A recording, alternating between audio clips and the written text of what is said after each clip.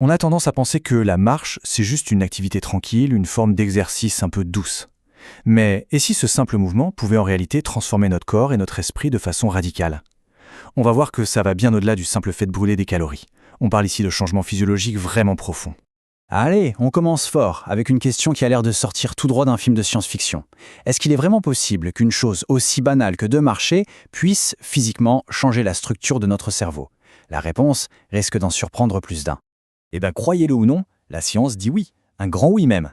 Mais attention, ce n'est pas si simple. Il ne suffit pas de se balader nonchalamment. Il y a une méthode précise, une sorte de formule à suivre pour vraiment débloquer ces résultats. Et cette formule, on la gardera pour la toute fin. Alors, c'est parti. On plonge dans le vif du sujet. Voici les 10 changements physiologiques majeurs qui s'opèrent quand on marche tous les jours. C'est un véritable compte à rebours vers une meilleure version de soi-même. On commence notre décompte avec le numéro 10. Et on commence par le sommet, le cerveau. Des études ont montré que ne pas bouger, la sédentarité, ça accélère la démence. Tout se joue au niveau de l'hippocampe, le centre de notre mémoire. En fait, la marche déclenche la production de substances qui nourrissent le cerveau, elle force le sang à mieux irriguer toute la zone et ça stimule la naissance de nouvelles cellules. On se construit, littéralement, un cerveau plus gros et plus solide. On continue avec le numéro 9. Alors là, ce qui est fascinant, c'est la mécanique. Le glaucome, cette maladie qui peut rendre aveugle, est causée par une pression trop forte à l'intérieur de l'œil. Eh bien, la marche agit un peu comme une pompe qui aide à réguler tout ça. Elle fait baisser cette pression. C'est une façon de s'éloigner de la cécité, un pas après l'autre. Passons maintenant au numéro 8. On a longtemps cru qu'il fallait courir, souffrir pour avoir un cœur en bonne santé. C'est faux. L'American Heart Association l'a confirmé.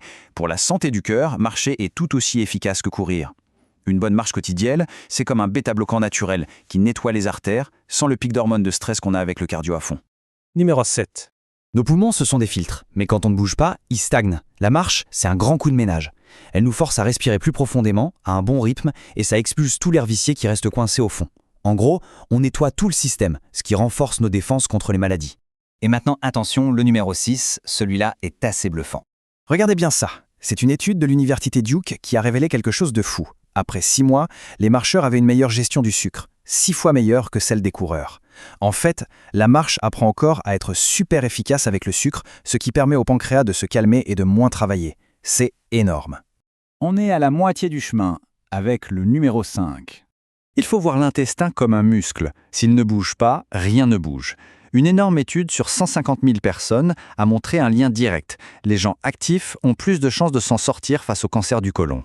Marcher stimule les contractions qui font avancer les aliments. 30 minutes par jour, et hop, tout redevient régulier. Numéro 4, on parle de muscles. Pas besoin de se ruminer en salle de sport. La marche, c'est un peu le bombardier furtif du fitness. Pourquoi? Parce que l'impact est faible, donc pas besoin de temps de récupération. On peut en faire tous les jours, et ça tonifie les muscles sans abîmer les articulations comme des entraînements trop violents. Le secret, c'est la posture, on se tient droit et on plie les coudes. On passe maintenant à notre squelette avec le numéro 3. Nos os sont des structures vivantes, ils réagissent à ce qu'on leur fait subir. Le mécanisme, c'est ce qu'on appelle la piézoélectricité. Pour faire simple, chaque pas crée un petit impact. Cet impact génère un mini courant électrique dans l'os. Et ce courant, c'est un signal qui dit aux cellules « Hey, construisez de l'os neuf ici ». Marcher ne casse pas les os, ça les renforce. On arrive à l'avant-dernier bienfait, et c'est un soulagement pour énormément de monde. Numéro 2.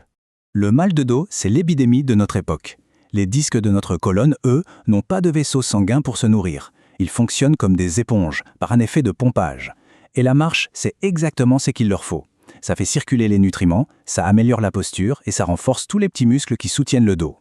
Et on termine en beauté avec le bienfait numéro 1. Le numéro 1, c'est pour le mental. Marcher, c'est un véritable exorcisme chimique. Ça brûle le cortisol, l'hormone du stress. En même temps, ça libère des endorphines, les hormones du bien-être et du BDNF, un super engrais pour le cerveau. L'effet sur l'humeur est quasi instantané. En fait, c'est biologiquement presque impossible de rester coincé dans un état dépressif quand le corps avance. Bon, on a vu tous ces bienfaits incroyables. La grande question maintenant, c'est comment on fait concrètement? Comme promis au début, voici la formule exacte pour être sûr d'obtenir ces résultats. Ce n'est pas juste une petite promenade, c'est un protocole.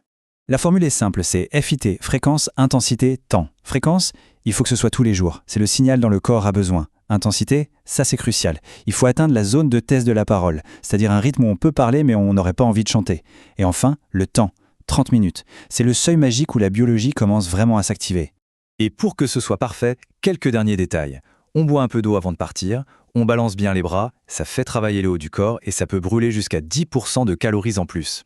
Et le plus important, on en fait une habitude. Marcher à la même heure chaque jour, idéalement le matin, ça aide à tout remettre à zéro. Voilà, maintenant, toutes les cartes sont sur la table. On a posé le diagnostic, on a donné le remède et on a même la formule. C'est gratuit, c'est efficace et ça ne dépend que de soi. Le choix qui se présente est assez fondamental finalement. On peut choisir de laisser la machine s'enrayer, de laisser la rouille s'installer, ou on peut se lever, mettre ses chaussures et reprendre sa biologie en main. Un pas après l'autre. L'attente ne sert à rien. Le vrai changement, il commence maintenant.